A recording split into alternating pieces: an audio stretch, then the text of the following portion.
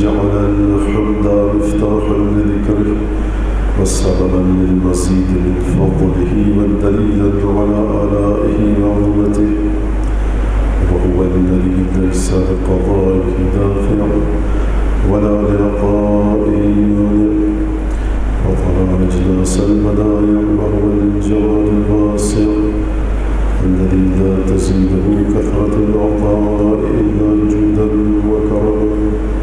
والصلاة والسلام على عبده وأمين وحيه وخاتم رسله سيدنا ومولانا أبي القاسم المصطفى محمد وعلى أهل بيته الطيبين الطاهرين الذين أذهب الله عنهم الرجس وطهرهم تطهيرا.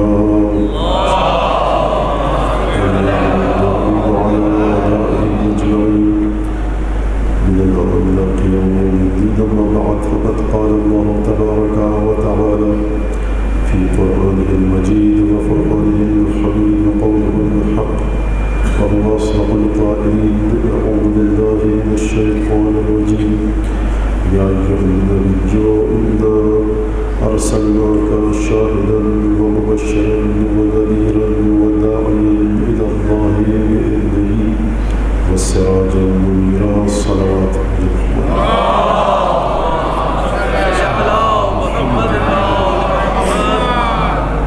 جناب سیدہ کی بارگاہ میں 3 مرتبہ مل کر صلوات پڑھتے ہیں.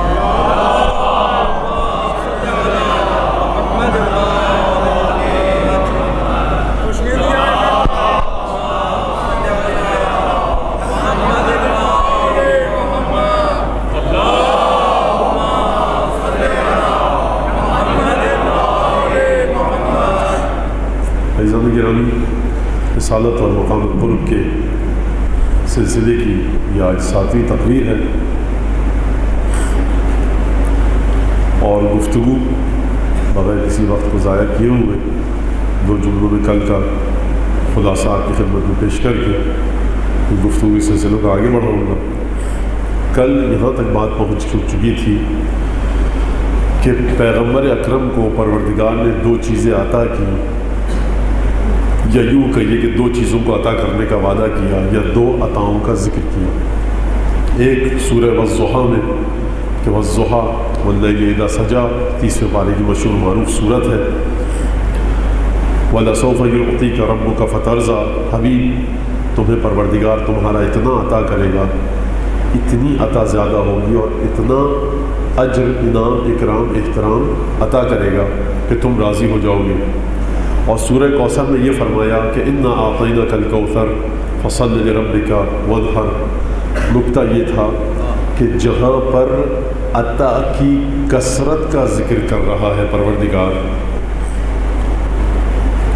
یہاں سے گفتگو اب آج کی گفتگو شروع ہو چکی ہے. اب میں کیونکہ بالکل 2-3 دن رہ گئے اور بالکل زیادہ خلاصہ میں گزشتہ تقریروں کو بتا نہیں سکتا. یہاں تک اگر آپ کی فکر اور آپ کا ذہن میرے ساتھ آ گیا تو میں یہ عرض کروں کہ جہاں پر پروردگار اتنی بلندی عطا کر رہا ہے اپنے حبیب کو، وَلَسَوْفَ يُعْطِيكَ رَبُّكَ فَتَرْضَىٰ، تمہیں ہم اتنا دیں گے کہ تم راضی ہو جاؤ. عبد اور معبود کا رشتہ ہے، خالق اور مخلوق کا رشتہ ہے. اللہ ہے یہاں، اللہ کا رسول ہے، رسول اللہ کے بندے ہیں، اللہ کے عبد ہیں. یہ کیسا عبد ہے کہ پروردگار جب اس عبد پر عطا کر رہا ہے تو کہہ رہا ہے کہ ہم تمہاری مرضی کا، تمہاری رضامندی کا خیال رکھیں گے، تم راضی ہو جاؤ گے، ہم قیامت میں تمہیں اتنا عطا کریں گے.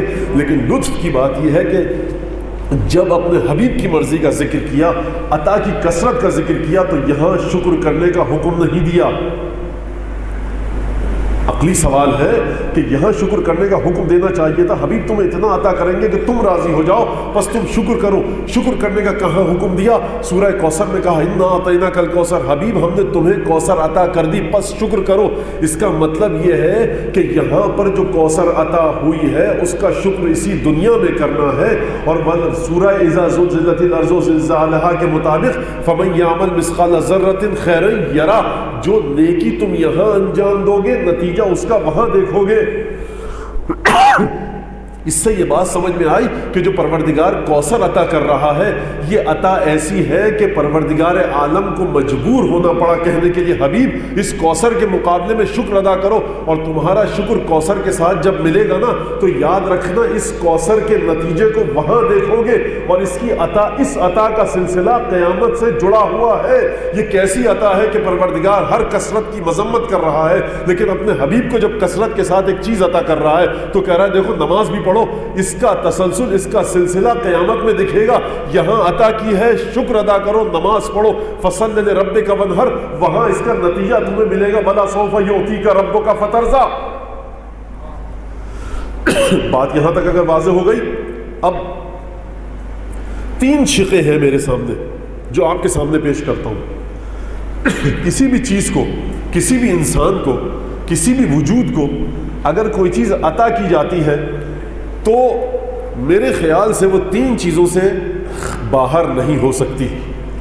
جب بھی آپ کو کوئی چیز عطا کی جائے گی وہ تین چیزوں سے باہر نہیں ہو سکتی، اور خدا جب اپنے پیغمبر کو عطا کرے گا وہ تو تین صورتوں سے وہ عطا باہر نہیں ہو سکتی۔ وہ تین صورتیں کیا ہیں؟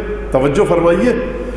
یا تو پیغمبر کی شان اور پیغمبر کی عظمت اس عطا کے ذریعے، انا اعطیناک الکوثر کے ذریعے، یا تو پیغمبر کی شان بڑھے گی یا گھٹے گی، یا جو کی تو اپنے مقام پر برقرار رہے گی۔ چوتھی کوئی صورت ہے کسی کے ذہن میں تو ابھی اٹھ کر بتا دے، بعد میں انتظامیہ کے ہاتھ میں پرچہ نہ دے کہ چوتھی صورت بھی تھی، چھٹی بھی تھی، ساتویں بھی تھی۔ بالکل آپ آزاد ہیں۔ جب لوگ مولا کائنات کے خطبے میں اٹھ جاتے تھے تو میری کیا اوقات ہے، کوئی بھی اٹھ کے کہہ سکتا ہے مولانا ایک چوتھی صورت بھی ہے یا نہیں ہے؟ کوئی نہیں ہے، گفتگو آگے بڑھاتے تھے۔ یا تو پیغمبر کی حقیقت، حیثیت، عظمت اس انا اعطیناک الکوثر کے بعد گھٹ جائے گی یا بڑھ جائے گی یا برقرار رہے گی۔ دیکھیے گھٹنے کا تو سوال ہی نہیں ہوتا، اگر گھٹنا ہوتا تو خدا یہ نہ کہتا فصل لربک وانحر، شان کے ساتھ، تم طراق کے ساتھ، دبدبے اور کبکبے کے ساتھ، ایک ببانگ دہل انداز میں پروردگار اس کا ذکر نہ کرتا، انا اعطیناک الکوثر، حبیب ہم تمہیں عطا کر رہے ہیں اب نماز پڑھو۔ اس کا مطلب ہے گھٹنے کا تو سوال ہی نہیں ہوتا۔ درود بھیجے محمد علیہ محمد۔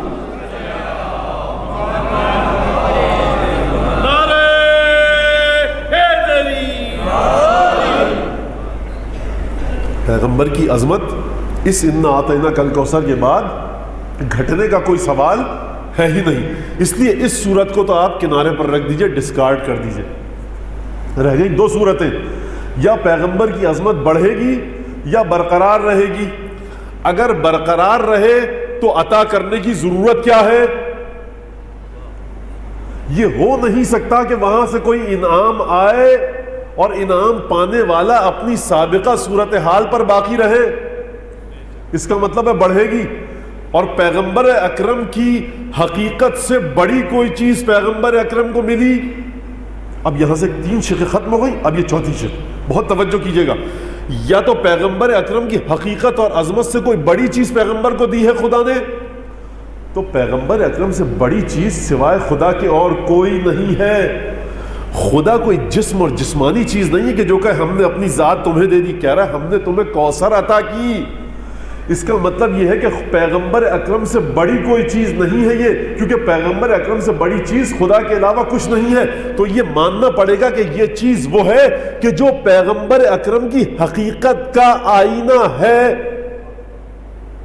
اگر پیغمبر اکرم کی حقیقت سے کوئی گھٹیا اور ادنا چیز ہو تو احسان جتلانے کی کوئی تک نہیں بنتی، نماز پڑھنے کا، شکرانہ ادا کرنے کا، کوئی حکم دینے کا جواز نہیں بنتا۔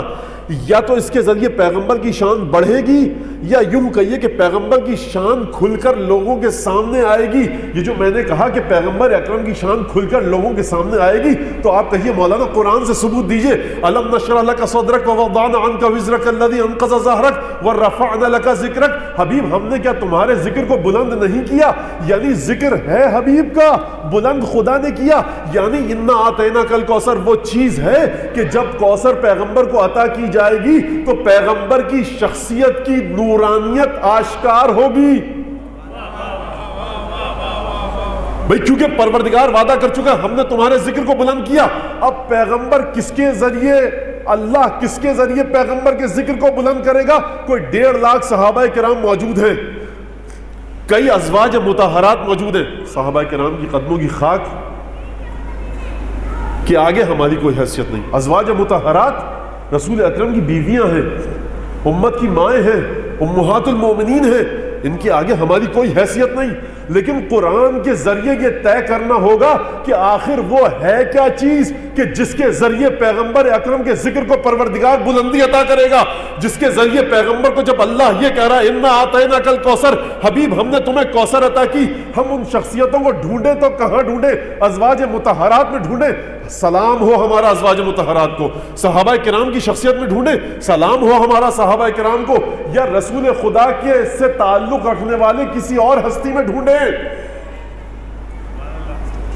سوال اگر آپ کے سامنے واضح ہو گیا تو مجھے مزید تسلسل گفتگو کو آگے بڑھانے دیجئے کہ انا آتیناک الکوثر جب پروردگار فرما رہا ہے تو یہ بات طے ہو گئی کہ نبی کریم کی ذات سے گھٹیا چیز عطا نہیں کرے گا، نبی کریم کی ذات سے اعلیٰ چیز خدا، گھٹیا چیز وہ عطا نہیں کرے گا.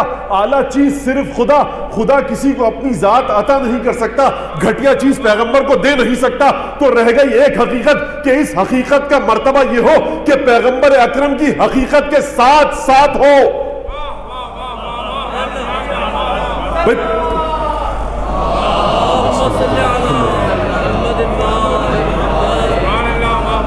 اگر یہ ذات ایسی ہو کہ پیغمبر اکرم کی شخصیت سے کسی مرحلے میں جدائی کا خیال آ جائے اس شخصیت اور پیغمبر کے درمیان، وہ انا آتیناک الکوثر کی مصداق بن ہی نہیں سکتی. تو دیکھیے اب چل کر پوچھئے ذرا جناب فخر الدین رازی سے. اب میں کچھ نہیں کہوں گا، بخاری شریف میں جائیے اور جا کر امام بخاری سے پوچھئے کہ رسول خدا نے کس شخصیت کے بارے میں کہا کہ دیکھو یہ میری حقیقت کا حصہ ہے.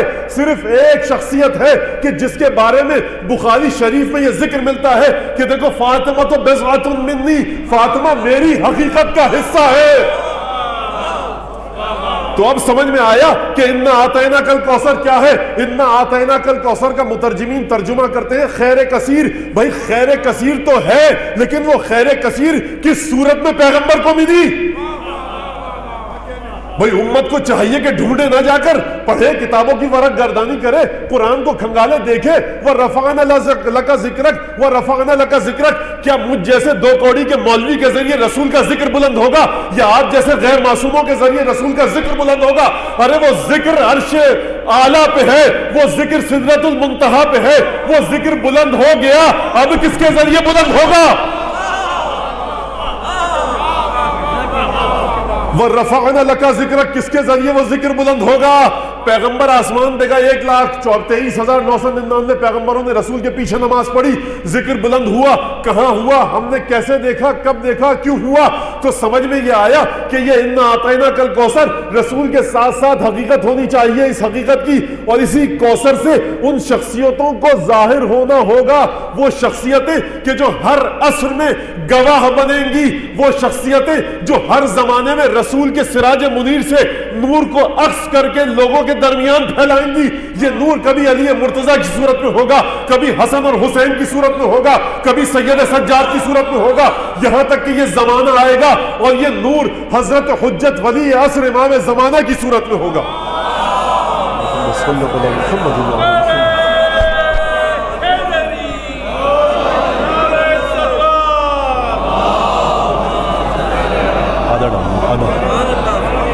بہت شکریہ بیٹا. بس بس بس بس عظمت فاطمہ زہرا سلام اللہ علیہا پر بآواز بلند نعرہ الصلوات. اللہم صل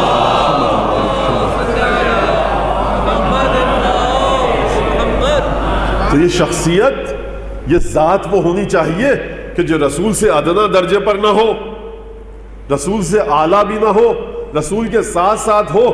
تو مولانا رسول کے ساتھ ساتھ ہو تو کیا جناب سیدہ نبوت کے مرتبے پر بھی ہیں؟ نہیں. میں نے اسی لیے تو آل عمران کی آیت پڑھی تھی ان کنتم تحبون اللہ فاتبعونی یحببکم اللہ. اگر تم میری تبعیت کرو تو اللہ تم سے محبت کرے گا، تم بھی حبیب خدا بن جاؤ گے. لیکن میری اتباع کے ساتھ حضور اتباع کی ضرورت اس سے ہوگی جو کسی مرحلے پر رسول سے جدا ہو. اگر کوئی نور ایسا ہو کہ آدم کی خلقت سے 1000 سال پہلے اس نور کو خدا نے نبی کے ساتھ رکھا ہو، جب اس دنیا میں بھیجا ہو تو وہ نور نبی کے ساتھ ہو، اور اس انداز سے رسول اعلان کریں، اپنی ردا کو کندھوں پر ڈالیں، حسن حسین فاطمہ اور علی کو بلائیں اور آسمان کی طرف رخ کر کے یہ واقعہ پیش آئے۔ امام فخر الدین رازی اپنی تفسیر میں لکھے کہ رسول خدا ایک دفعہ مباہلے کے لیے گئے تو اشارہ کیا آسمان کی جانب، رخ انور کو آسمان کی جانب بلند کیا اور کہا پروردگار اللہم ان ہؤلاء اہل بیتی انہم منی وانا منہم، پروردگار یہ میرے گھر والے ہیں، میں ان سے ہوں، یہ مجھ سے ہیں۔ یعنی اب سمجھ میں آئی کوثر کی حقیقت کیا ہے، یہ پنجتن حقیقت کوثر ہے۔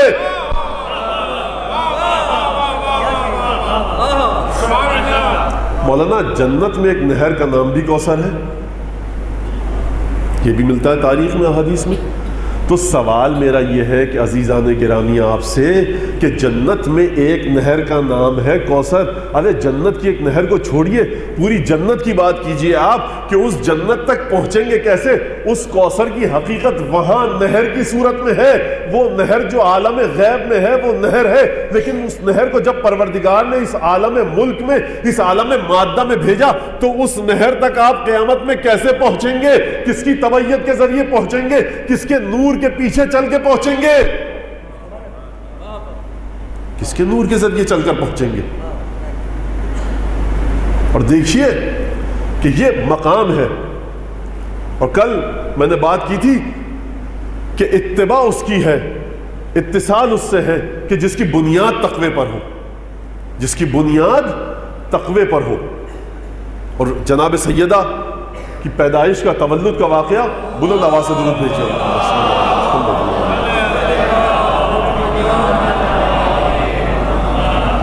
تو یہی وجہ تھی نا کہ پیغمبر اپنے سے ادنا اور گھٹیا اور نچلی چیز کا احترام نہیں کر سکتے، پیغمبر سے اعلیٰ چیز خدا ہے۔ اب مجھے بتلائیے کہ جناب امام طبرانی نے لکھا، امام ذہبی نے لکھا، حافظ ابن حجر عسقلانی نے لکھا، ان تمام ہستیوں نے یہ لکھا، امام طبرانی نے اس بات کا ذکر کیا، حاکم نیشاپوری نے اپنی کتاب المستدرک میں اس بات کا ذکر کیا کہ کلما دخلت علیہ، جب بھی فاطمہ رسول کے پاس آئیں، ایک مرتبہ نہیں، دو مرتبہ نہیں، 3 4 5 10 مرتبہ نہیں، جب بھی فاطمہ رسول کے پاس آتی قام الیہا ورحب بہا، رسول اپنی جگہ سے کھڑے ہو جاتے تھے، فاطمہ کا استقبال کرتے تھے، وقبل یدہا، فاطمہ کا ہاتھ چومتے تھے۔ تو اب مجھے امت بتلائے کہ فاطمہ کا رتبہ اگر رسول سے نچلا ہے تو رسول اپنے سے نچلی مخلوق کا احترام کیوں کرے؟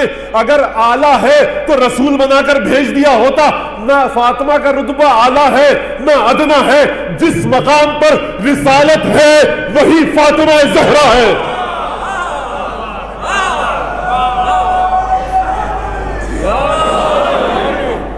درود بھیجیے جناب سیدہ کی بارگاہ میں۔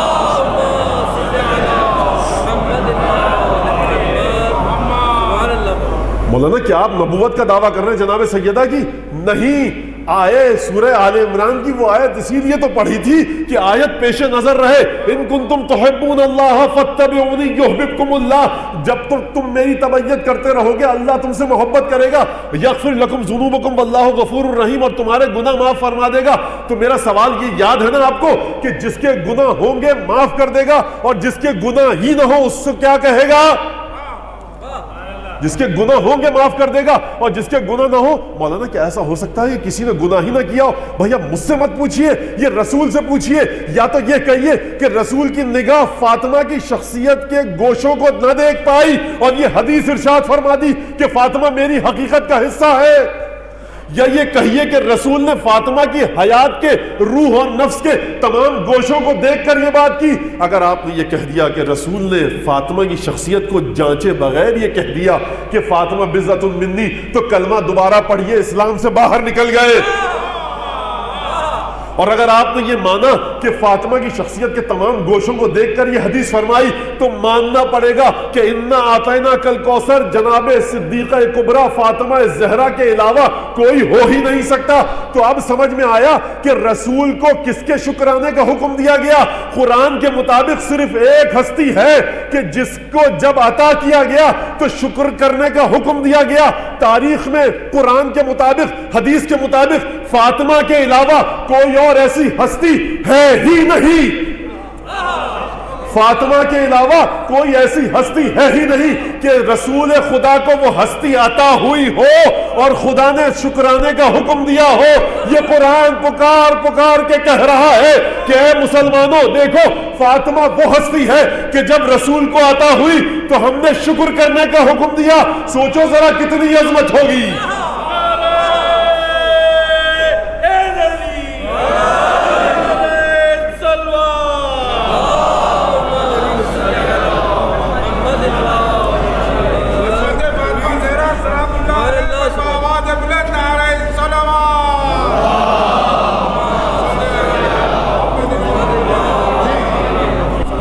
اور بڑی عجیب منزل فکر ہے قرآن کی۔ سورہ توبہ میں عجیب انداز سے پروردگار نے بات کی، اینٹ، مٹی، پتھر اور گارے سے یکا یک انسان تک آ گیا۔ ایک مسجد تھی، مسجد زرار۔ اچھا، مسجد زرار اس کا نام نہیں تھا، اس کی صفت تھی مسجد زرار، کیونکہ زرار زر کا مطلب ہے مضر، نقصان پہنچانا۔ تو کیونکہ مسلمانوں کو نقصان پہنچانے کے حوالے سے اس نیت سے اور اس خیال سے یہ مسجد بنائی گئی تھی، اس لیے پروردگار نے اس کو قرآن میں زرار کہہ دیا، یعنی یہ مسجد وہ ہے کہ جو ضرر پہنچاتی ہے، نقصان دیتی ہے مسلمانوں کو۔ اور عجیب انداز سے والذین اتخذوا مسجدا، سورہ توبہ کی آیات، والذین اتخذوا مسجدا ضرارا وکفرا وتفریقا بین المؤمنین وارصادا لمن حارب اللہ ورسولہ من قبل ولا يحلفن ان اردنا الا الحسن واللہ یشہد انہم لکاذبون۔ آیت کا ترجمہ بڑے توجہ اور غور سے سنیے گا۔ مٹی بنتی کس سے ہے؟ مسجد بنتی کس سے ہے؟ مٹی سے، پتھر سے، گارے سے۔ خدا کیا کہہ رہا ہے؟ والذین اتخذوا مسجدا، وہ لوگ کہ جنہوں نے مسجد کو بنا ڈالا، مسجد کو قرار دے دیا۔ کیا بنا ڈالا مسجد کو؟ والذین اتخذوا مسجدا، مسجد کو کیا بنایا؟ زرارا، نقصان کی جگہ بنا دیا۔ مسجد عبادت کی جگہ ہے، مسجد محبتیں بانٹنے کی جگہ ہے، مسجد نفرت بانٹنے کی جگہ نہیں ہے۔ رسول خدا کے پاس مسجد میں کفار آ کر ملتے تھے، اور یہاں مسلمانوں کا حال یہ ہے کہ ایک دوسرے کی مسجدوں میں جاتے ہوئے ڈرتے ہیں۔ تو مجھے بتلائیے کہ ہم سنت نبوی پر ہیں یا وہ سنت نبوی تھی؟ سنت اس وقت تک قائم نہیں ہو سکتی کہ اذان کا وقت ہو، کسی بھی فرقے کا آدمی ہو، کسی فرقے کی بھی مسجد دیکھے، بغیر خوف اور جھجک کے وہاں جا کر اپنے طریقے کے مطابق نماز پڑھ دے۔ یہ سنت کا ایک چھوٹا سا کرشمہ ہے کہ اگر معاشرے میں سنت نبوی آ جائے تو ہر طرف معاشرے میں محبت پھیل جائے گی۔ وہاں کفار آ کر مسجد میں ملتے تھے، یہاں مسلمان ایک دوسرے کی مسجد میں جاتے ہوئے ڈرتا ہے۔ تو حضور وہ رسول تھے، رسول کا پیغام وہ تھا، تو میں اور آپ کیا کر رہے ہیں؟ مسلمانوں کے درمیان محبت کہاں چلی گئی؟ اس کا مطلب یہ ہے کہ رسول سے سنت لینے میں کہیں نہ کہیں کوئی غلطی ہوئی ہے ہم سے۔ والذین اتخذوا مسجدا ضرارا، وہ لوگ کہ جنہوں نے مسجد کو ضرر کی، نقصان کی، مضر بنا دیا۔ وتفریقا بین المؤمنین، ایمان لانے والوں کے درمیان تفرقہ پھیلانے کی جگہ بنا دیا مسجد کو۔ مسجد کس لیے تھی؟ مسجد نقصان پہنچانے کی جگہ نہیں ہے، مسجد صاحبان ایمان کلمہ پڑھنے والوں کے درمیان تفرقہ پھیلانے کی جگہ نہیں ہے۔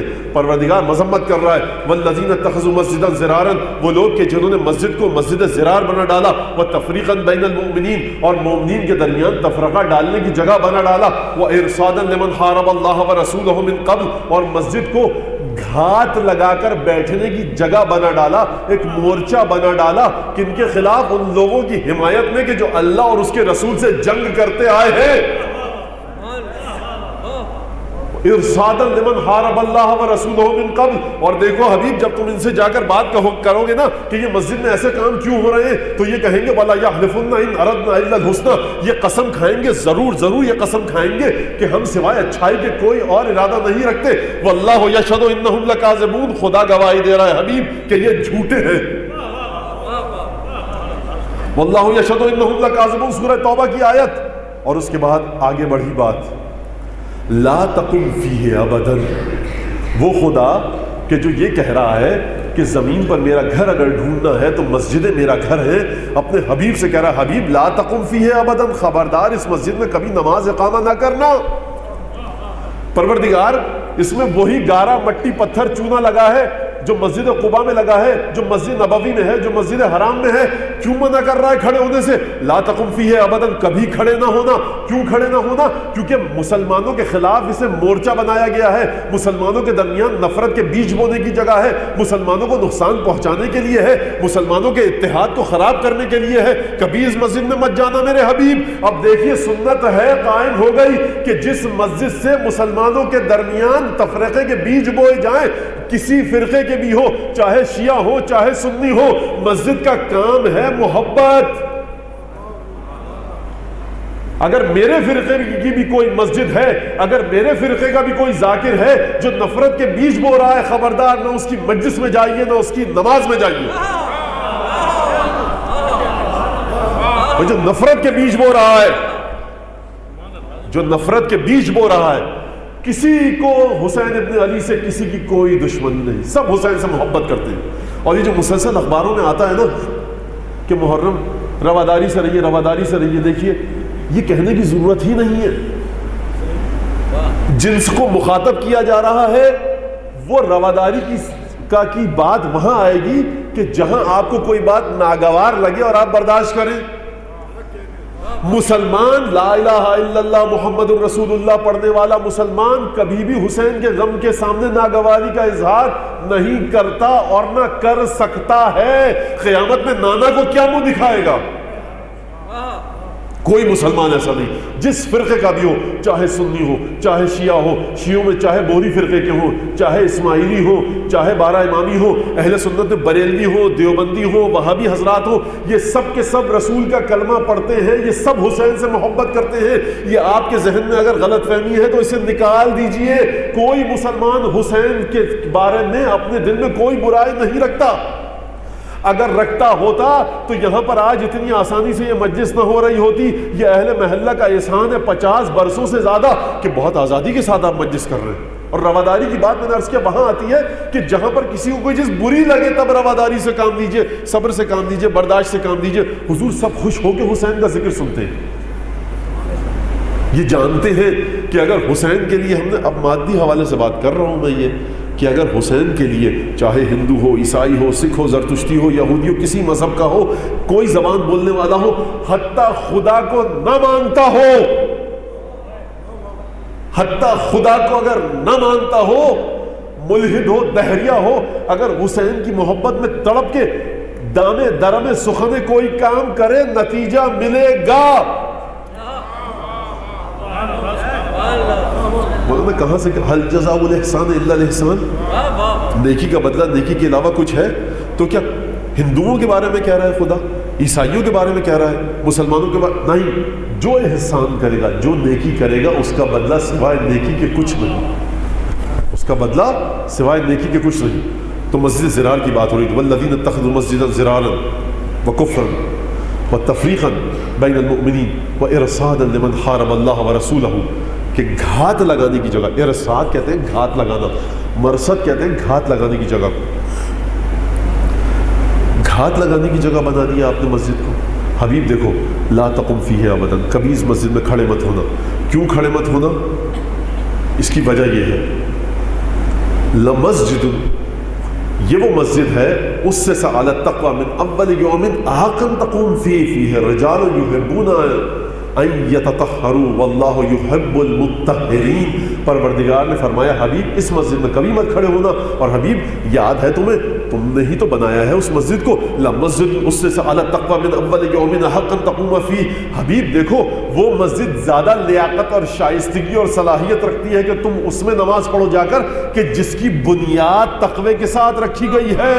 لمسجد اسس علی التقوی من اول یوم احق ان تقوم فیہ، حبیب وہ مسجد کہ جس کی بنیاد شروع دن سے، پہلے دن سے جس کی بنیاد تقوی کے ساتھ رکھی گئی، وہ مسجد اس بات کی لیاقت اور شائستگی اور صلاحیت رکھتی ہے، ایبیلٹی رکھتی ہے کہ تم وہاں جا کر نماز پڑھو، کیونکہ اس میں وہ لوگ آتے ہیں فیہ رجال یحبون ان یتطہروا، وہ لوگ آتے ہیں جو پاک رہنا جن کو پسند ہے، واللہ یحب المطہرین، اور اللہ پاک رہنے والوں کو پسند کرتا ہے۔ بات یہاں تک واضح ہو گئی، مسجد کی بات ہو رہی ہے۔ اینٹ رکھی رسول خدا نے، لمسجد اسس علی التقوی من اول یوم احق ان تقوم فیہ، وہ مسجد کہ جس کا پروردگار کے رسول نے حبیب نے بنیاد رکھی تقوی کے ساتھ. خدا کہہ رہا ہے کیونکہ بنیاد تقوی کے ساتھ رکھی گئی ہے حبیب، وہ مسجد زیادہ صلاحیت رکھتی ہے، شائستگی رکھتی ہے، لیاقت رکھتی ہے کہ تم وہاں جا کر نماز پڑھو. کیوں؟ کیونکہ بنیاد تقوی پر ہے. اب پروردگار نے گفتگو کے تیور کو بدلا، لہجے کو بدلا اور ایک عجیب معیار دیا. مٹی، پتھر، اینٹ، گارے، چونے، سیمنٹ، بجری سے نکلا پروردگار اور بشریت اور انسانیت کی طرف آیا. افمن اسس بنیانہ علی تقوی من اللہ ورضوان. حبیب ذرا مجھے یہ بتاؤ کہ وہ انسان کہ جس کی بنیاد شروع دن سے تقوی اور رضوان الہی پر رکھی گئی ہے وہ بہتر ہے، یا من اس اسس بنیان ولا شفا جرف ہار فنہار بہ فی نار جہنم، یا وہ بہتر ہے جس کی بنیاد جہنم پر رکھی گئی ہے.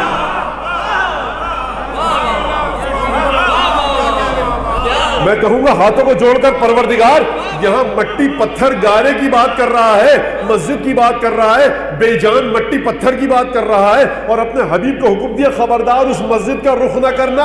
اب بات کو پروردگار نے بے جان مٹی سے نکال کر انسان تک پہنچا دیا. افمن اسس بنیانہ علی تقوی من اللہ ورضوان خیر امن اسس بنیانہ علی شفا جرف ہار فانہار بہ فی نار جہنم. دیکھو حبیب وہ انسان بہتر ہے کہ جس کی بنیاد تقوی پر رکھی گئی ہو، یا وہ انسان بہتر ہے کہ جس کی بنیاد کفر اور جہنم پر رکھی گئی ہو. بھائی انسان کی شخصیت کی بنیاد سمجھنی ہے تو آئیے ذرا دیکھیے مسجد میں کہہ رہا ہے وہاں مت جانا وہاں جانا، تو بنیاد تقوی پر کس کی تھی؟ بنیاد تقوی پر اس کی تھی. اس ماں نے کہا کہ یا رسول اللہ میں کیا کروں، یہ جو بطن میں میرے بچہ ہے نا جب آپ آتے ہیں تو خود بخود مجبور ہو جاتا ہوں آپ کے رخ موڑنے کو.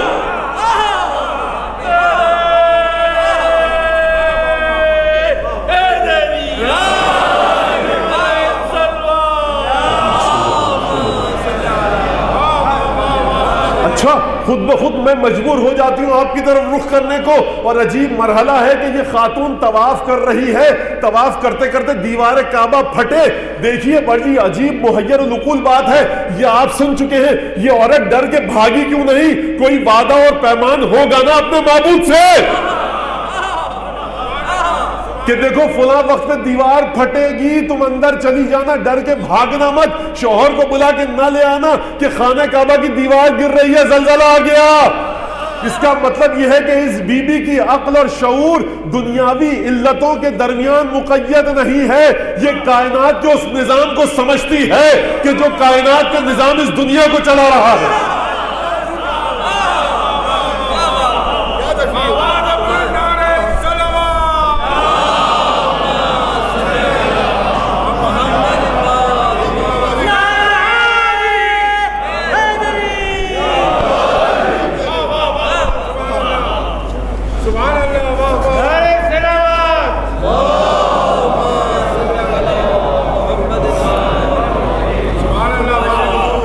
جب پروردگار دو چیزوں کے درمیان مقایسہ کرتا ہے تو دونوں چیزوں کو ہونا چاہیے نا.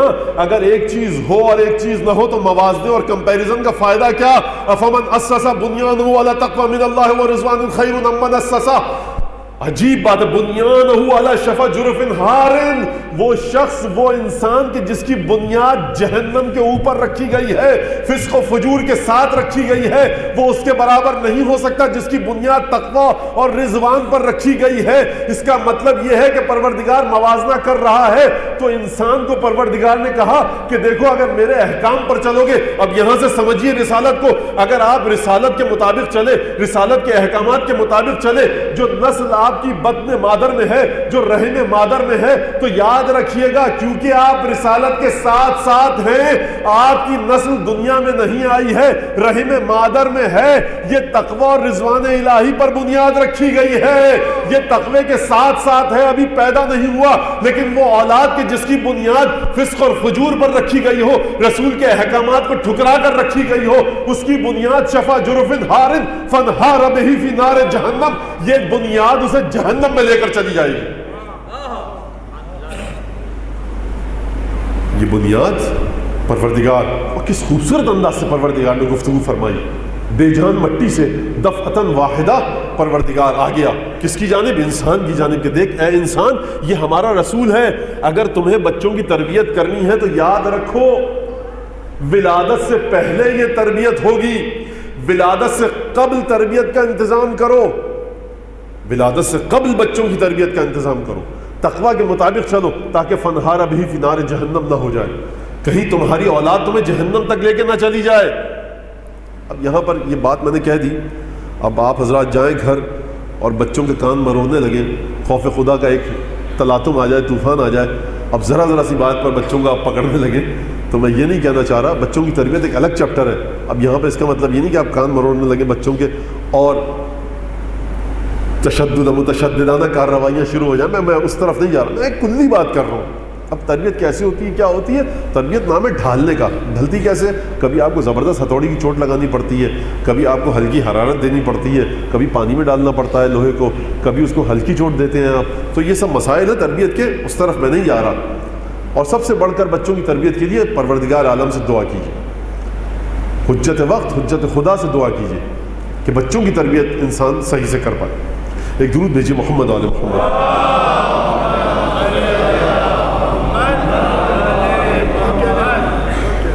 تو دیکھیے قُلْ اعْمَلُوا فَسَيَرَى اللَّهُ عَمَلَكُمْ وَرَسُولُهُ وَالْمُؤْمِنُونَ۔ کچھ مومن ایسے ہیں، کل کی آیت ہے، کچھ مومن ایسے ہیں جو تمہارے عمل کو دیکھ رہے ہیں، اور میں نے کل یہ بھی کہہ دیا، آپ کے سامنے پیش کیا اس بات کو کہ وہ مومن کون ہوں گے۔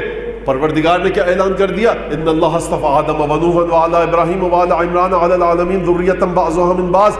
ہم نے دیکھو چن لیا ہے۔ کل میں نے آپ کے سامنے سوال پیش کیا تھا، جواب نہیں دے پایا کہ پروردگار نے چن تو لیا لیکن کس لیے چنا؟ پروردگار نے چنا اپنی ذات کی حقیقتوں کو بتانے کے لیے، اپنے پیغام کو سمجھانے کے لیے۔ اس کا مطلب یہ ہے کہ ہر زمانے میں کم از کم ایک مومن تو ایسا ہے کہ جو پروردگار کی غیب کی صلاحیتوں سے، پروردگار کے غیبی امور سے واقف ہے، اس کا تقویٰ سب سے آگے ہوگا، اس کی شجاعت سب سے آگے ہوگی۔ اب یہی وہ بات تھی کہ نسل در نسل یہ رسول کا سراج منیر چلا، اور قرآن نے جو اعلان کیا تھا کہ ہم نے آل ابراہیم اور آل آدم کو، نوح کو، آل ابراہیم اور آل عمران کو چن لیا۔ کس لیے چنا تھا؟ تقوی کے لیے، ہدایت کے لیے، نور کے لیے۔ وہ جو سراج منیر رسول کو بنا کر بھیجا تھا نا، تو یہ مت سمجھ لینا کہ وہ سراج منیر رک گیا۔ ہم نے رسول کو شاہد بنا کر بھیجا تھا، مبشر بنا کر بھیجا تھا، داعیٰ الی اللہ باذنہ بنا کر بھیجا تھا، اور ہم نے شاہد بنا کر بھیجا تھا، ہم نے مبشر بنا کر بھیجا تھا، ہم نے تمام صفات دی تھی رسول خدا کو۔ تو دیکھو یاد رکھنا، ہم نے یہ بھی کہا تھا کہ ہم نے آل ابراہیم اور آل عمران کو چن لیا۔ تو کس لیے چنا؟ جو چیز اپنے رسول کو دے کر پروردگار نے بھیجا، اگر اس کا تسلسل آل ابراہیم میں نہ چلے تو یہ آیت کیا کہہ رہی ہے؟ اگر آپ یہ کہیں کہ آل ابراہیم اور آل عمران میں سراج منیر کا تسلسل نہیں بڑھا، داعیٰ الی اللہ باذنہ کا تسلسل آگے نہیں آیا، بس رسول کی ذات کے ساتھ وہ ختم ہو گیا، تو عزیزان گرامی ذرا مجھے یہ بتائیے پھر اللہ نے آل عمران میں یہ اعلان کیوں کیا کہ ہم نے نوح کو، آدم کو استفا کر لیا، ہم نے آل ابراہیم اور آل عمران کو چن لیا؟ واللہ سمیع علیم۔ پھر خدا سورہ توبہ میں یہ کیوں کہہ رہا ہے کہ جو کام کرنا ہے کرو، اللہ تمہارے عمل کو دیکھ رہا ہے، رسول تمہارے عمل کو دیکھ رہا ہے، مومنین تمہارے عمل کو دیکھ رہے ہیں۔ ہوگا کسی کا عمل اتنا بلند نہ کہ یحببکم اللہ کی منزل پر پہنچے، ساتھ ساتھ رہے، اور اس کے بعد چاہے رسول سے 1400 سال کا فاصلہ ہو لیکن تمام امت کے اعمال پر گواہ بن کر رہے۔ ورنہ تسلسل کہاں جائے گا؟ جب یہی تسلسل کی بات آئی تو 10واں امام حضرت امام ابی الحسن علی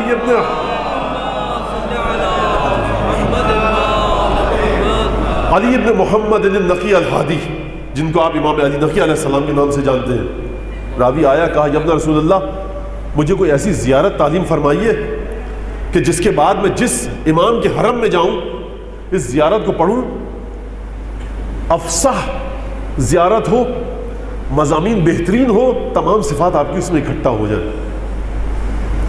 امام نے کہا اچھا لکھو، اور زیارت جامعہ املا کروائی۔ الحمدللہ۔ اور ایک درود بھیجے محمد آل محمد۔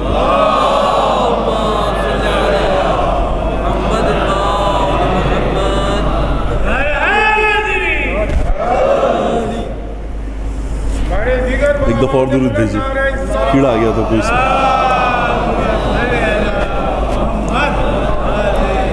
آپ کی غلطی نہیں ہے، اس لیے ایک دفعہ اور درود بھیجیے.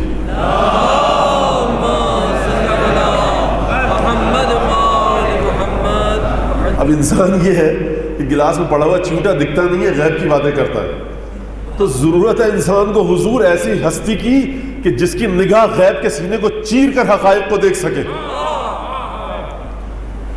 شیخ انصاری گئے کربلا سید علی ششتری کے ساتھ، اور یہ دونوں کون عالم؟ عرفان، تقوی، فقاہت، زہد میں بلند ترین مرتبے پر. اور دیکھیے عالم جب ہوتا ہے نا تو پھر وہ فرقوں میں مقید نہیں کر سکتے آپ اسے. ایک صاحب تھے اودھ سے، جنگ آزادی جو 1857 میں ہوئی، جسے غدر بھی کہا جاتا ہے، جنگ آزادی ہوئی تو ان کو امروہے کے تھے، ان کو جلا وطن کر کے انگریزوں نے بھیج دیا کالے پانی میں. انڈیمان تھا، تھائی لینڈ تھا. اور کہتے ہیں وہیں پر ایک اہل سنت کے بہت بڑے عالم آئے جلا وطن ہو کر، اور ایک اہل تشیع کے بہت بڑے عالم آئے جلا وطن ہو کر، کیونکہ یہ بھی جنگ آزادی میں شریک تھے. اور پھر اس کے بعد انہوں نے جو خط لکھتے تھے اپنے ہی امروہے میں، تو ان خطوط کو مرتب کر کے کتاب لکھی گئی ہے. اور اب آپ دیکھیے جب عالم ہوتا ہے نا تو فرقوں کی کھینچا تانی سے دور رہ کر گفتگو کرتا ہے. تو یہ شخص کہ جو اودھ کے تھے، یو پی کے، یہ لکھتے ہیں کہ وہ اہل سنت کے بہت بڑے عالم تھے اور یہ اہل تشیع کے. تو میں سمجھا کہ اب یہاں پر جنگ و جدال ہوا کرے گا. لیکن جب انگریز مزدوری کرواتے تھے، بیگار لیتے تھے، جب رات کو یہ آتے تھے اپنے جھوپڑے میں بیٹھتے تھے، یہ 1857 کی بات ہے، تو جب آ کر یہ اپنے جھوپڑے میں بیٹھتے تھے تو ایسی علمی گفتگو ہوتی تھی کہ لگتا ہی نہیں تھا کہ کون سنی ہے اور کون شیعہ. علم یہ ہوتا ہے، فرقوں میں مقید مت کیجئے آپ علم کو. عالم یہ ہوتا ہے کہ فرقوں کی کھینچتان سے دور رہ کر گفتگو کرتا ہے. تو بہرحال دونوں عالم گئے کربلا، رات کو سو رہے تھے گھر میں. شیخ انصاری اٹھے، دیکھا انہوں نے کہ سید علی ششتری سو رہے ہیں، یہ بھی مجتہد، وہ بھی مجتہد، یہ بھی عظیم المرتبت عالم، وہ بھی عظیم المرتبت عالم. اور پھر ابا قبا امامہ وغیرہ لگایا اور گھر سے باہر نکلے. سید علی ششتری کہنے لگے کہ یہ شیخ کہاں گئے ہیں، اتنے بڑے عالم ہیں، اکیلے جا رہے ہیں. بہرحال یہ بھی ان کے پیچھے چلنے لگے. کافی دور جانے کے بعد دیکھا کہ گھر کے سامنے رکے، زیارت جامعہ کبیرہ پڑھی حفظ سے. اس کے بعد اندر سے آواز آئی. شیخ نے پوچھا کہ کیا مجھے اجازت ہے کہ میں واپس نجف چلا جاؤں؟ کہا وہ کام انجام دے دیا؟ کہا ابھی تک وہ کام انجام نہیں ہوا. کہا جب کام انجام دینا جب جانا. شیخ موڑے، سید علی ششتری دوڑتے ہوئے آئے اور صحن میں آ کر گھر کے دوبارہ لیٹ گئے، سوتے ہوئے بن گئے. شیخ آئے، نماز تہجد زیارت سید الشہداء کی حضرت عباس کا حرم جو کربلا کی زیارتیں ہوتی ہیں وہ کی.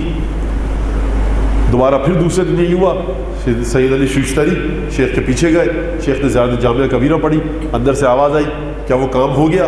کہا کہ کام ہو گیا. کہا اچھا ٹھیک ہے، اب تمہیں اجازت ہے کہ تم نجف واپس چلے جاؤ. یہ پھر ان سے پہلے دوڑتے ہوئے آئے اور سو گئے. اب صبح کو شیخ انصاری درس اخلاق میں جاتے تھے سید علی ششتری کے، اور سید علی ششتری فقہ پڑھتے تھے شیخ انصاری سے. یعنی ایک لحاظ سے وہ شاگرد تھے اور ایک لحاظ سے یہ شاگرد تھے. اب آپ دیکھیے، اب اس کی تشریح کروں گا تو بالکل بات کا مزہ خراب ہو جائے گا اور بات اپنی افادیت کھو دے گی. جس طرح سے میں کہہ رہا ہوں اسے سننے کی کوشش اور سمجھنے کی کوشش کی. اب دونوں عالم چل رہے ہیں کربلا میں. سید علی ششتری سمجھ گئے کہ قصہ کیا ہے. کہا شیخ انصاری سے کہ کتنی عجیب بات ہے، اگر مولا تشریف فرما ہوئے ہیں تو حرم میں کیوں نہیں تشریف لاتے؟ شیخ انصاری نے بغیر یہ پوچھے کہ کیا ہوا، کس کے متعلق، کہا کہ بعض ایسے امور ہوتے ہیں کہ جن کی خاطر حرم سید الشہداء کے صحن میں اقامت کرنا اور رہنا صحیح نہیں. اللہ اکبر، سید الشہداء. کہا اچھا یہ بتائیے کہ سلسلہ کیا ہے؟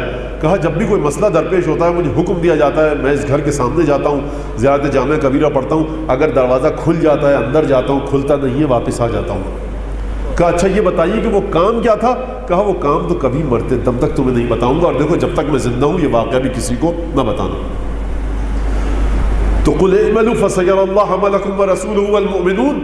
کہ دیکھو عمل کرو، اللہ اور اس کا رسول اور مومنین تمہارے عمل کو دیکھ رہے ہیں، تو ہر زمانے میں ایک مومن ہونا چاہیے۔ کہا ابن رسول اللہ ذرا ائمہ معصومین کی زیارت بتلائیے کہ آپ کی زیارت کروں۔ امام نے کہا لکھو السلام علیکم یا اہل بیت النبوہ سے زیارت شروع ہوئی، اور جو ٹکڑا میں نے آپ کے لیے سوچ کر آیا ہوں آپ کے سامنے پیش کرنے کے لیے کہ وہ ٹکڑا دیکھیے گا، ایک مرتبہ گفتگو یہاں تک پہنچتی ہے کہ ذکرکم فی الذاکرین و اسماؤکم فی الاسماء و اجسادکم فی الاجساد و قبورکم فی القبور و اجسادکم فی الاجساد و انفسکم فی النفوس فما احلى اسماءکم واکرم انفسکم واعظم شانکم واجل خطرکم واوفى عهدکم واصدق وعدکم کلامکم نور وامرکم رشد ووصیتکم التقوى وفعلکم الخیر وعادتکم الاحسان وسجیتکم الکرم وشأنکم الحق والصدق والرفق وقولکم حکم وحتم وعلم ورائكم علم وحلم وحزم إن ذكر الخير كنتم أوله وأصله وفرعه ومأواه ومعدناه ومنتهاه بأبي أنتم وأمي كيف أصف حسن صنائكم وأحصي جميل بلائكم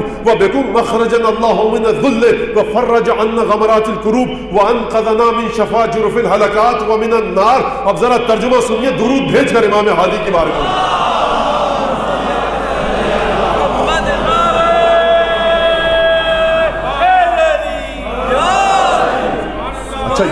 اب اس کا ترجمہ سنیے، مولا اے ائمہ معصومین ذکرکم فی الذاکرین، ذکر کرنے والوں میں آپ کا ذکر سب سے بلند ہے، وہ اسماؤکم فی الاسماء، جتنے بھی نام ہیں نا کائنات میں چیزوں کے آپ کے نام سب سے بلند ہیں، وہ اسماؤکم فی الاسماء وہ اجسادکم فی الاجساد، جتنے جسم رکھنے والی چیزیں ہیں نا اس میں آپ کا جسم سب سے زیادہ طیب و طاہر ہے، وہ اجسادکم فی الاجساد وہ ارواحکم فی الارواح، اور جتنی بھی روحیں ہیں سب سے زیادہ طیب و طاہر روح آپ کی ہے، وہ ارواحکم فی الارواح وہ انفسکم فی النفوس، اور جتنے نفس ہیں اس میں سب سے زیادہ نفس آپ کا بلند ہے، وہ قبورکم فی القبور، اگر قبروں میں کوئی قبر ہے کہ جس کی قیمت ہے تو وہ آپ کی قبر ہے۔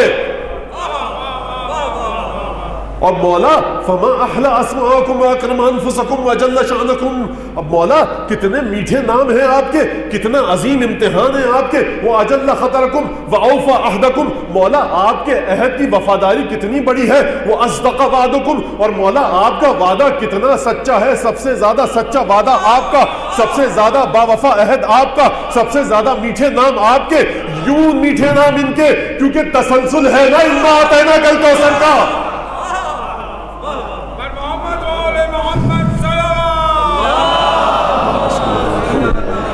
وَأَكْرَمَ أَنفُسَكُمْ وَأَجَلَّ شَأْنَكُمْ وَأَوْفَى عَهْدَكُمْ وَأَصْدَقَ وَعْدَكُمْ، آپ کا وعدہ سب سے سچا، وَأَكْرَمَ شَأْنَكُمْ آپ کی شان سب سے زیادہ محترم، مولا اکرم شانکم وَأَجَلَّ وعدہ آپ کا سب سے بلند، اوفا عہدکم واصدق وعدکم، مولا آپ کی حیثیت یہ ہے۔ اب آپ کی گفتگو کی کیا مثال، کلامکم نور وامرکم رشد وصیتکم التقوی وفعلکم الخیر وعادتکم الاحسان وسجیتکم الکرم، مولا کلامکم نور، آپ کا کلام نور ہے، وسجیتکم الکرم آپ کی عادت کرم کرنا ہے، کلامکم نور و امرکم رشد آپ کا حکم رشد اور ہدایت پر مبنی ہے، کلامکم نور و امرکم رشد و وصیتکم التقوی آپ کی وصیت سوائے تقوی کے کچھ نہیں، ورائکم علم و حلم و حزم آپ کی رائے آپ کے افکار، علم و حلم و حزم آپ کی رائے میں علم کے علاوہ کچھ نہیں، بردباری پیشنس اور شکیبائی کے علاوہ کچھ نہیں، احتیاط اور استحکام کے علاوہ کچھ نہیں، ورائکم علم و حلم و حزم، مولا ان ذکر الخیر کنتم اولہ واصلہ وفرعہ ومأواہ ومعدنہ ومنتہاہ، توجہ سے سنیے گا اس ترجمے کو، مولا اگر خیر کا کہیں بھی ذکر ہو، چاہے سدرۃ المنتہا پہ خیر کا ذکر ہو، چاہے قیامت میں خیر کا ذکر ہو، چاہے پل صراط پر خیر کا ذکر ہو، چاہے دنیا میں خیر کا ذکر ہو، چاہے رسول خدا خیر کی کوئی بات کرے، ان ذکر الخیر خیر کا کہیں بھی ذکر ہو، کنتم اصلہ و فرعہ و معدنہ و اولہ، مولا ذکر کا خیر کہیں بھی ہو، خیر کی بنیاد آپ ہیں، خیر کی شاخیں آپ ہیں، خیر کی جڑیں آپ ہیں، خیر کا اول آپ ہیں، خیر کی آخر آپ ہیں، ان ذکر الخیر کنتم اولہ واصلہ وفرعہ ومعدنہ، اور آخری لفظ ومأواہ، اگر خیر کا کہیں ذکر ہو تو خیر کی پناہ گاہ آپ ہیں، مجھے اس پر ذرا گفتگو کرنے دیجیے بس، خیر کی پناہ گاہ آپ ہیں، یعنی کیا مطلب، خیر کی پناہ گاہ آپ ہیں۔ اب میں مثال دے رہا ہوں آپ حضرات کو ہٹا کے، اگر مجھ جیسے یہاں پر 100 200 1000 آدمی بیٹھے ہوں، مجھ جیسے، آپ جیسے نہیں، مجھ جیسے، اور باہر گولیاں چلنے کی آواز آئے، اور آواز آئے کہ کچھ بے گناہ مارے جا رہے ہیں، تو اگر مجھ جیسے لوگ ہوں گے یہاں پر تو دبک کے بزدلی کی وجہ سے بیٹھ جائیں گے. شجاعت خیر ہے اس وقت جب گولیاں چلیں گی ہال سے ناپید ہو چکی ہوگی, کوئی باہر جانے کو تیار نہیں نا لوگوں کی جان بچانے کے لیے. توجہ ہے آپ کی؟ اچھا, بھوکے مر رہے لوگ, صاحبان ثروت موجود ہیں, جو کر رہا ہے نیکی کا کام خدا جانتا ہے, اور جو نہیں کر رہا وہ بھی خدا جانتا ہے. میں ایک مثال دے رہا ہوں, صاحبان ثروت صاحبان حیثیت موجود ہیں, لوگ بھوکے مر رہے ہیں, کوئی اگر مدد کرنے کو تیار نہ ہو, سخاوت ایک خیر ہے, مر جائے گی معاشرے سے. اگر شرم و حیا خیر ہے, کوئی شرم و حیا کی پابندی نہ کرے, شرم و حیا مر جائے گی. تو یہ زیارت کہہ رہی ہے مولا جب معاشرے سے شرم و حیا, سخاوت, علم, زہد, تقوی ناپید ہو جائے تو وہ آپ کی ذات میں آ کر پناہ پاتا ہے. امام زہد اور تقوی کی طرف نہیں جاتے, تقوی اور زہد امام کی طرف آ کر اپنی زندگی حاصل کرتا ہے. ان ذکر الخیر کنتم اصلہ و فرعہ و معدنہ و مأواہ و منتہاہ. اگر ذکر کا کہیں خیر کا ذکر آئے گا تو خیر کو پناہ آپ کی ذات میں ملے گی. جب لوگ بہادری ڈھونڈ رہے ہوں گے نا کہ کہاں گئی بہادری, تو بہادری امام کی ذات میں ملے گی. جب لوگ ڈھونڈیں گے نا کہ شرم و حیا کہاں چلی گئی تو شرم و حیا امام کی ذات میں ملے گی. جب لوگ ڈھونڈیں گے نا کہ سخاوت کہاں ہے تو سخاوت اور شرم و حیا امام کی ذات میں ملے گی. یعنی یہ خیر, یہ اچھی صفات اگر زندہ ہیں تو معصومین کی وجہ سے زندہ ہیں. ان ذکر الخیر کنتم اولہ و اصلہ و فرعہ و معدنہ و مأواہ و منتہاہ. خیر کا نقطہ عروج آپ کی ذات ہے. مولا کیف اصف حسن ثنائکم, مولا میں آپ کی ثنا کی کا حق ادا کیسے کروں, آپ کی خوبصورت ترین انداز سے تعریف کروں تو کیسے. بڑا عقلی جملہ ہے یہاں پر 10ویں امام کا, بڑے عقلی پیمانوں کے مطابق. کیف اصف حسن ثنائکم, مولا میں آپ کی بہترین ثنا تعریف کروں تو کیسے کروں. اب توجہ کیجئے گا اس جملے پر. کیف اصف حسن ثنائکم واحصی جمیل بلائکم, مولا میں آپ کی حسن ثنا کروں تو کیسے, آپ کی شایان شان تعریف کروں تو کیسے. وحسن بلائکم کیف اصف حسن ثنائکم واحصی جمیل بلائکم, اور میں آپ کے جو کٹھن امتحانات تھے ان کو گنوں تو کیسے گنوں.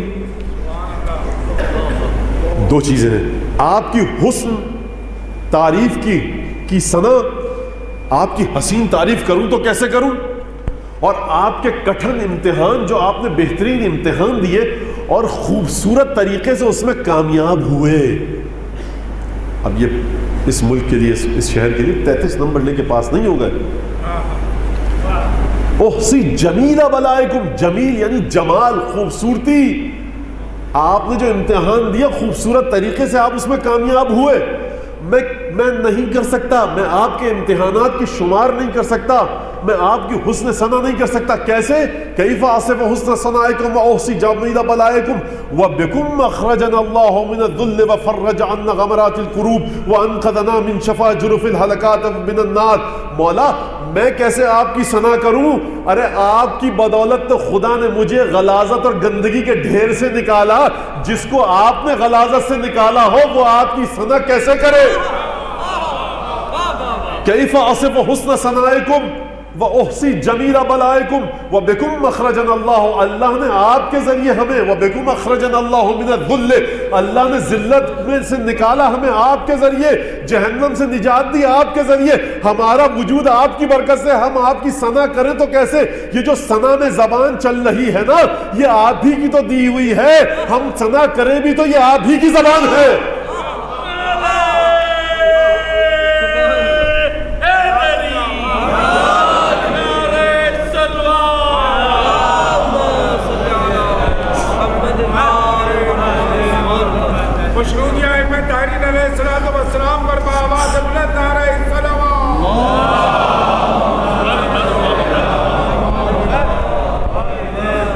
مولانا یہ تو آپ نے رسول خدا کی ساری صفات فرما دی. دیکھیے ہمیشہ معصومین نے محور بنایا ہے رسالت کو. اگر ہم فاطمہ زہرا کی تعریف کرے کوئی مسلمان, علی مرتضیٰ, حسن اور حسین کی تعریف کرے, 10ویں امام, 11ویں امام, 12ویں امام کی تعریف کرے, یہ در حقیقت تعریف ہے رسالت کی.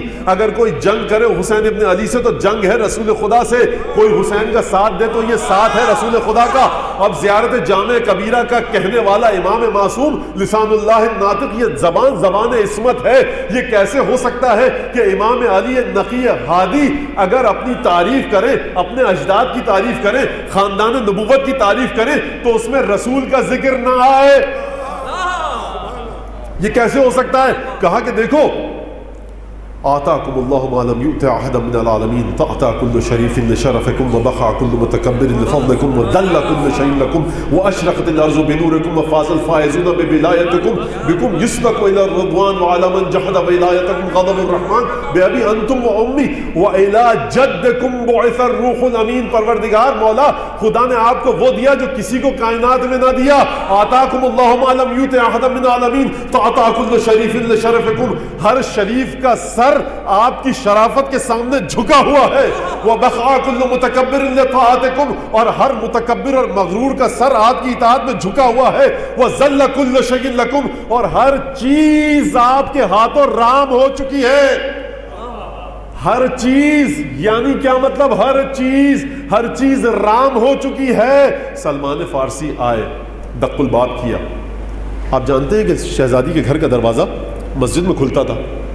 کہا شہزادی سلمان فارسی کون؟ کوئی معمولی آدمی نہیں ہے، ہر چلتا پھرتا مدینے میں گلی میں جو جا رہا ہے وہ اس شہزادی کے گھر میں داخل نہیں ہو سکتا۔ ہر آدمی نہیں جا سکتا۔ منہ اٹھایا، پہنچ گئے۔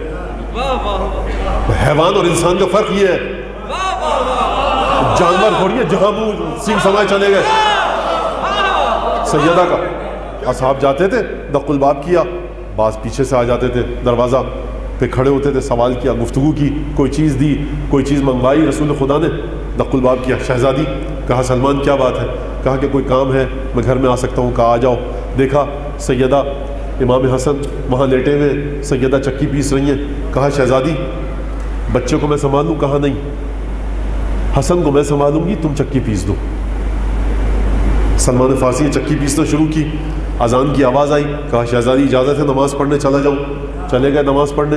نماز پڑھ کے دوبارہ آئے تو دیکھا شہزادی اندرون خانہ امام حسن کو سنبھال رہی ہیں، بہلا رہی ہیں، اور چکی خود بخود چل رہی ہے۔ ذل کل شیء لکم، ہر چیز رام ہے اہل بیت کے ہاتھوں۔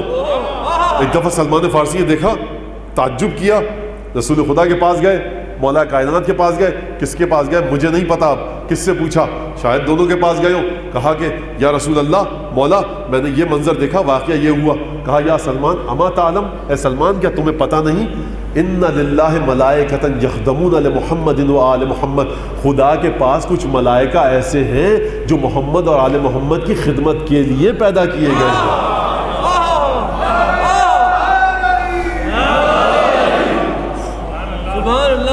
ذل کل شیء لکم، ہر چیز رام ہو چکی ہے ان کے ہاتھ میں، ہر چیز رام ہے ان کے ہاتھ میں، ہر چیز کا وجود ان کے ہاتھ میں ہے۔ یہ طاقت خدا نے نہیں دی، کیوں دی ہے؟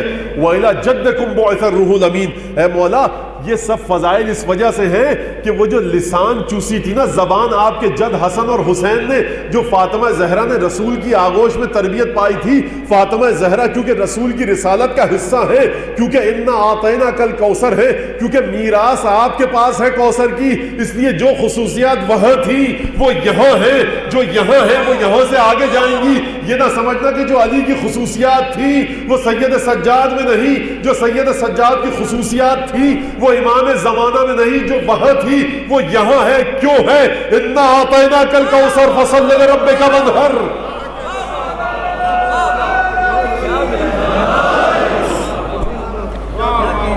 مولا یہ صفات اس وجہ سے ہے کہ وَإِلَىٰ جَدِّكُمْ بُعِثَ الرُّوحُ الْأَمِينُ، یہ سب کا سب کرشمہ نانا رسول اللہ کا ہے۔ تو اب سمجھے آپ رسالت کو کہ جو رسالت سے متصل ہو جائے، چاہے سن 220 ہجری میں پیدا ہو، اس کے بارے میں یہ کہا جائے گا کہ ذکرکم فی الذاکرین واسماؤکم فی الاسماء واجسادکم فی الاجساد وارواحکم فی الارواح وانفسکم فی النفوس۔ اور پھر زیارت جامع کبیرہ کا آخری حصہ وَمَا لِیَ لَا أُحْصِی ثَنَاءَکُم، اے مولا میں آپ کی ثنا نہیں کر سکتا، اللهم إني لو وجدت شفعاء أقرب إليك من محمد وأهل بيته الأخيار على الأئمة الأبرار لجعلتهم شفعائي فبحقهم الذي أوجبت لهم عليك أسألك أن تدخلني في جملة العارفين بهم وبحقهم وفي زمرة المرحومين بشفاعتهم لما استوهبتم ذنوبي وكنتم شفعائي فإني لكم مطيع من أطاعكم فقد أطاع الله ومن عصاكم فقد عصى الله.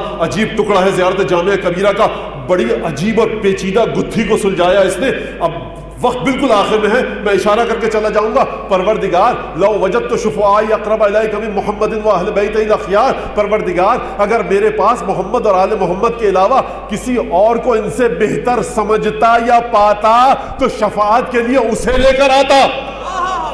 لو وجدت شفعائی اقرب الیک, جو محمد و آل محمد سے زیادہ تیرے نزدیک ہو میں اسے لے آتا, لیکن کروں تو کیا کروں, یہ میرا قصور نہیں ہے, یہ تو نے نازل کی ہے. انا اعطیناک الکوثر, میں کروں تو کیا کروں کہ مجھے انا اعطیناک الکوثر کہیں اور دکھتی نہیں.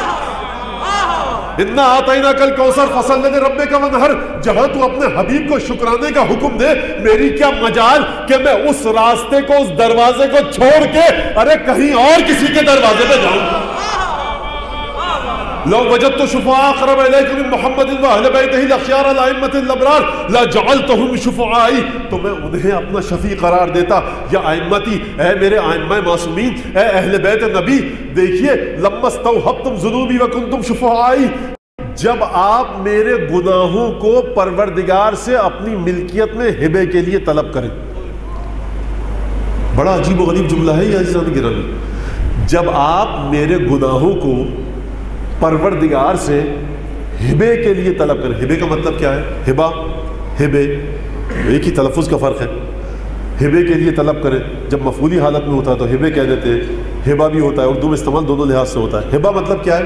یعنی آپ نے دے دیا, موہوب کر دیا. بات واضح ہو رہی ہے نا, یہ عربی کا لفظ ہے, اردو میں بھی استعمال ہوتا ہے, لیکن کیا کیا جائے کہ اردو بیچاری ڈائم لینگویج ہے. ہبا کر دیا. جب آپ بطور ہبا میرے گناہوں کو خدا سے طلب کریں, لما استوہبتم ذنوبی, اور آپ میرے شفیع ہوں, تو کریں تو کیا کریں؟ دیکھیے منزل کیا ہے, یعنی یہ لسان عصمت ہے کہ ہر طرف سے گمراہ نہ ہو جائے کہیں ماننے والا یہ نہ سمجھے کہ آئمہ کی اگر محبت ہے تو آئمہ گناہ کی چھوٹ دے رہے ہیں. نہیں, ہمارا مقام یہ ہے کہ تمہارے گناہ ہمارے اختیار میں ہیں, لیکن تمہارا مقام کیا ہے تم خود دیکھ کر چلو. لما استوہبتم ذنوبی وکنتم شفعائی, اے مولا, اے ائمہ, جب آپ میرے گناہ ہبا کے لیے خدا سے طلب کر لیں اور آپ میرے شفیع ہو, تو دیکھیے مولا, فإنی لکم مطیع من اطاعکم فقد اطاع اللہ, جب میرے گناہوں کو آپ اپنی ملکیت میں لے لیں تو یاد رکھیے مولا, دیکھیے میں آپ کا اطاعت گزار بندہ ہوں. یہ نہیں کہا گیا کہ جب میرے گناہوں کو آپ اپنی ملکیت میں لے لیں تو معاف کر دیجیے گا, کہا کہ میں آپ کا اطاعت گزار بندہ ہوں. یعنی کیا مطلب؟ یعنی مولا میری, آپ کی رضا میری رضا, جب آپ میرے گناہوں کا طلب کر لیں, اگر آپ کا ارادہ ہو جائے کہ میں جہنم میں جاؤں تو تب بھی آپ کا مطیع ہوں, اگر جنت میں بھیجے تب بھی آپ کا مطیع ہوں.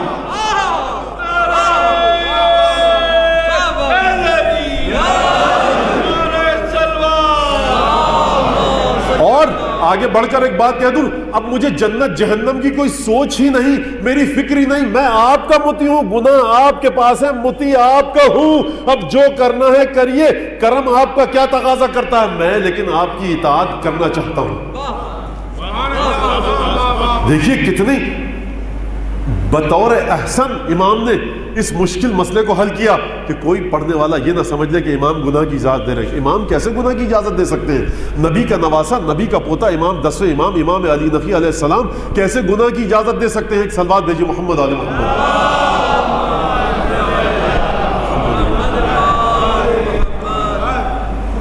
دیکھیے یہی تو بات تھی نا کہ ذکرکم فی الذاکرین واسماؤکم فی الاسماء. یہ جو ٹکڑا میں نے آپ کا بڑا ترجمہ سب کے ذہن میں ہے, اگر ہے تو ایک صلوات بھیجیے تاکہ میں ایک بات اور عرض کر دوں.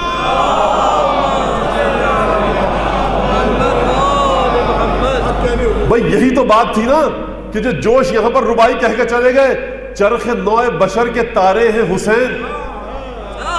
کیا صرف مسلمان کے پیارے ہیں حسین؟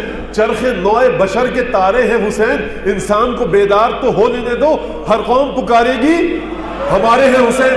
تو یہ جوش نے آخری مصرع کیوں کہا؟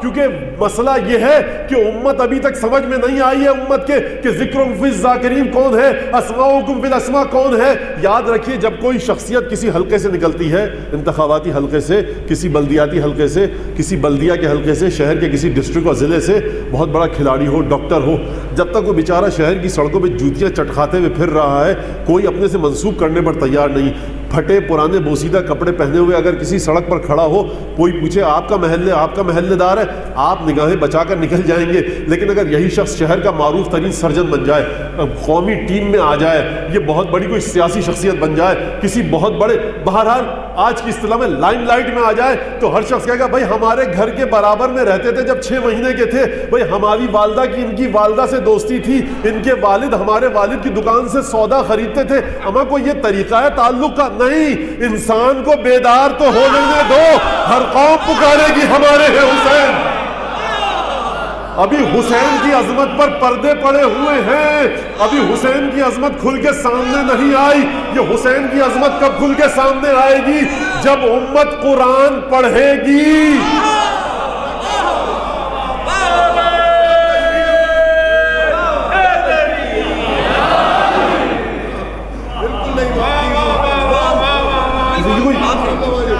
یہ حضور کو یہ کوئی تعلق ہے، یہ ہوتا ہے، یہ میں نے دیکھا ہے خود۔ یہ خاندان میں کسی متمول صاحب حیثیت آدمی کی شادی ہو، ہر شخص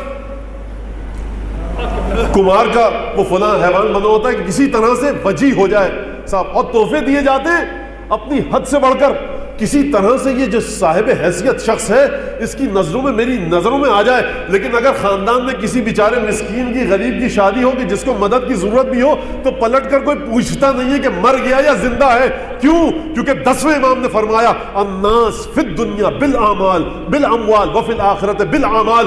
لوگوں کو تولنا ہے نا دنیا میں، تو یاد رکھنا دنیا میں لوگ اموال کے ذریعے تلتے ہیں، آخرت میں اعمال کے ذریعے تلیں گے۔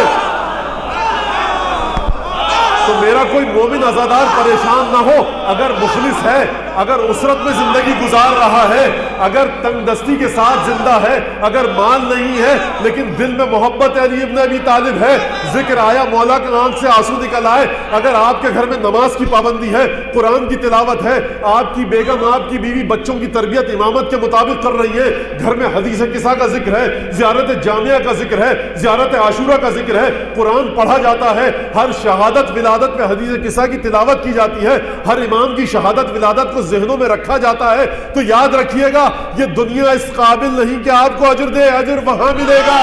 10ویں امام کا فیصلہ ہے الناس فی الدنیا بالاموال وفی الاخرۃ بالاعمال۔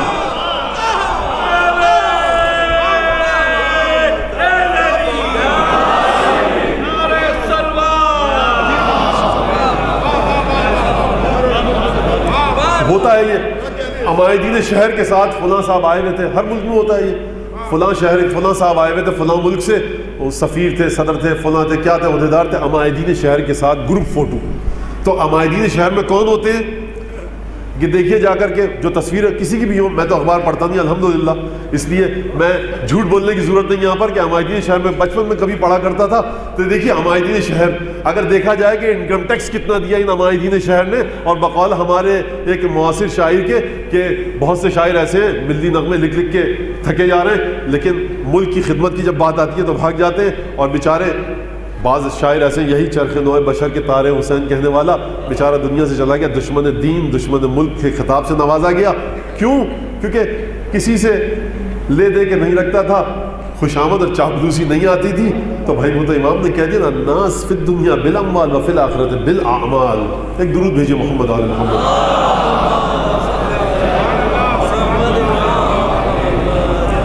تو دیکھیے یہ وہ مرتبہ اور مرحلہ ہے انا اعطیناک الکوثر کا، اور یہ کوثر ایسی ہے کہ جہاں جہاں کوثر کی موجوں کا تلاطم جائے گا، وہاں یہ کوثر اس محل حلول میں، کہ جہاں پر کوثر حلول کرے گی جا کر، جہاں پہ کوثر اپنی رعنائی اور دل فریبی اور دلکشی دکھائے گی، جہاں کوثر اپنے فضائل دکھائے گی، اسی ذات کے مطابق اپنے فضائل دکھائے گی۔ یعنی کیا مطلب؟ حسن مجتبیٰ 7ویں محرم ہے نا آج، 13 سال کا بچہ ہے، رات کو جب حسین نے چراغ بجھائے اور جلا کر دیکھا یہ بچہ موجود، اس کے تمام بھائی موجود، سب سے پوچھا تم کیوں نہیں گئے؟ ہم نے تو چراغ بجھا دیا تھا۔ سب نے خطبے دیے، سب نے تقاریر کی، سید الشہداء کو اپنی وفاداری کا یقین دلایا۔ یہ بچہ بھی بیٹھا ہوا تھا۔ جب سید الشہداء نے دیکھ لیا کہ میرے اصحاب تیار ہیں شہادت کے لیے، پھر جملہ ارشاد فرمایا ما رأیت اصحابا اوفا من اصحابی، میں نے اپنے سے زیادہ باوفا اصحاب کسی کے نہیں دیکھے۔ آدم سے لے کر خاتم تک کسی کے اصحاب میرے اصحاب کی طرح باوفا نہیں۔ ولا اہل بیت ابر من اہل بیتی، کسی کے گھر والوں کو اپنے گھر والوں سے زیادہ نیک نہیں دیکھا۔ اور ایک دفعہ سید الشہداء نے نام بتانے شروع کیے، دیکھو انصار، اعزہ، دوست سب چلے جائیں گے، چچا عباس بھی چلے جائیں گے، بھائی علی اکبر بھی چلے جائیں گے، حتیٰ یہ 6 مہینے کا بچہ ہے نا بیٹا قاسم، یہ بھی کل شہید ہو جائے گا۔ بعض جگہ پہ ملتا ہے قاسم نے گھبرا کر سوال کیا کہ چچا جان کیا یہ لوگ خیموں تک آ جائیں گے؟ اور ایک دفعہ سید الشہداء نے بچے کا امتحان نہیں لیا، جانتے ہیں کیا ہے بچہ؟ سید الشہداء رہتی دنیا تک کے لیے فاطمہ زہرا کی عصمت کا تلاطم دکھلانا چاہتے ہیں کہ دیکھو عروج عصمت فاطمہ زہرا 13 سال کے بچے میں کس طرح سے نظر آ رہا ہے۔ کہا کہ بیٹا قاسم کیف الموت عندک، کل شہید ہو جائے گا بیٹا، یہ بتلا کہ موت تیری نظر میں کیسی ہے؟ کہا چچا جان احلی من العسل، شہد سے زیادہ شیرین ہے، یہ کوثر ہی تو ہے۔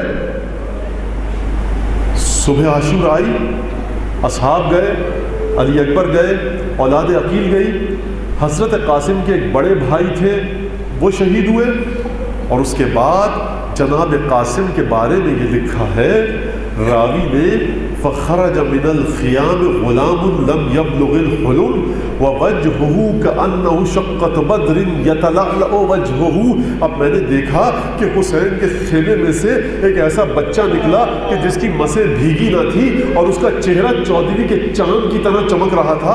میں نے پوچھا تو مجھے بتلایا گیا یہ حسن مجتبیٰ کا بیٹا قاسم ابن الحسن ہے۔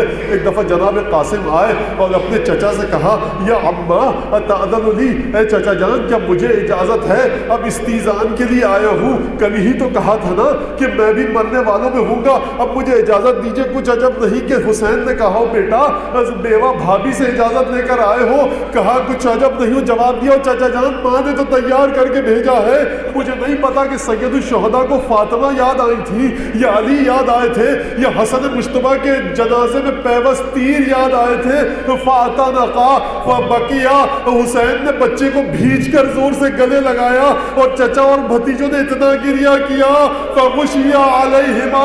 آپ جانتے ہیں کہ پورے شہداء بنی ہاشم میں یہ صرف قاسم ابن الحسن ہے کہ جس کو حسین نے گلے لگا کر رخصت کیا ہے اور گریہ بھی کیا۔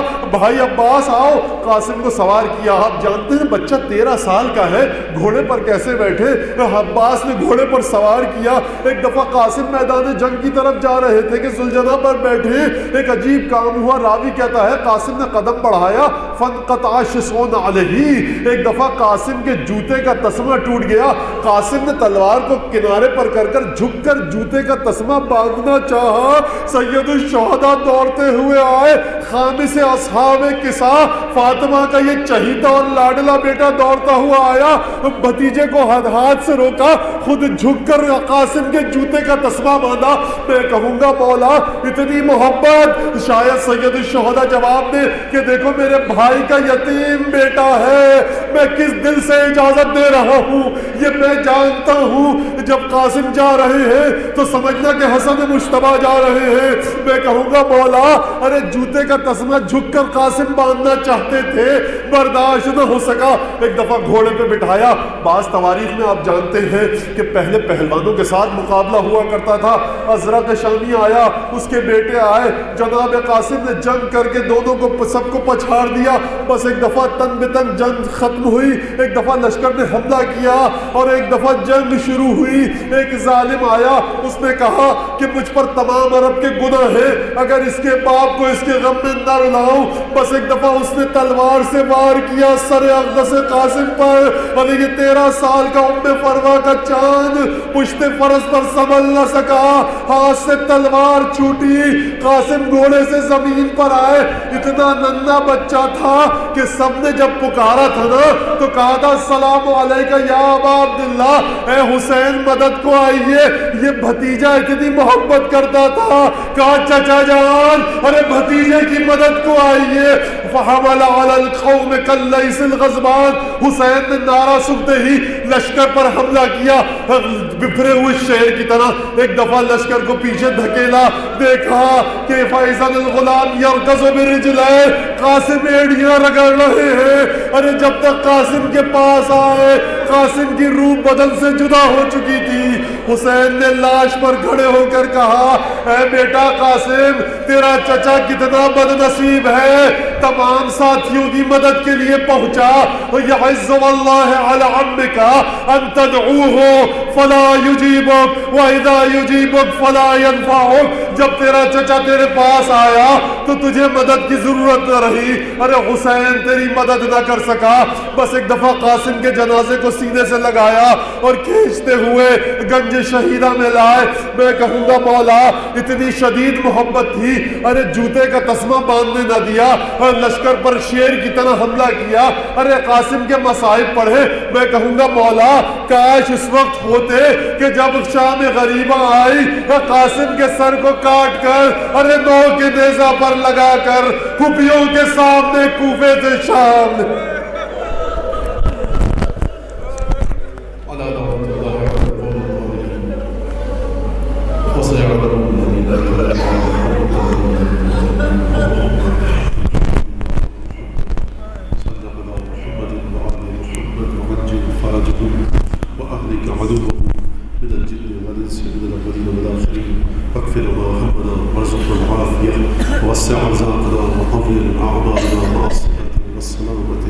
الجسم والروح ربنا تقبل منا انك انت السميع العليم وتب علينا انك انت التواب الرحيم۔ پالنے جناب شہزادہ قاسم بن حسن کی مظلومیت کی قسم دیتے ہیں تجھے کہ جو مومنا جو عزادار یہاں پر ہیں، ہماری مائیں بہنیں ہیں، ہمارے بھائی بیٹھے ہیں یہاں پر، پروردگار جس مسلک سے، جس فرقے سے، جس مذہب سے بھی، پروردگار سب کی حاجتوں کو پورا فرما۔ پروردگار اہل محلہ کی مشکلات کو دور فرما۔ جتنے بھی قانون نافذ کرنے والے ادارے، پولیس رینجرز، ٹریفک پولیس، فوج، جو بھی ہیں قانون نافذ کرنے والے ادارے، حکومتی ادارے، پروردگار وہ سب جو موجود ہیں ان کی مشکلات کو دور فرما، بیماریوں سے نجات دلا، رزق و برکت عطا فرما۔ پروردگار اس ذکر کو امام زمانہ کی بارگاہ سے شرف قبولیت سے سرفراز فرما اور ان کے ظہور میں تعجیل فرما۔ دعاؤں کی قبولیت کے لیے سلوات بھیجیے۔